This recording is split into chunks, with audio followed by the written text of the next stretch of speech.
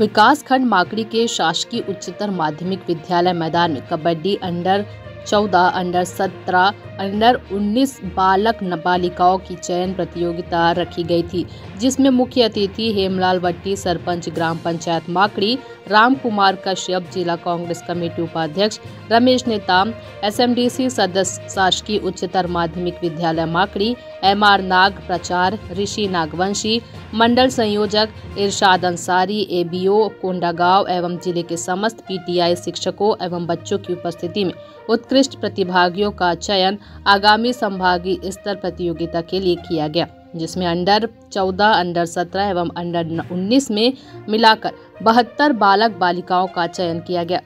माकड़ी से रोशन सेन की रिपोर्ट।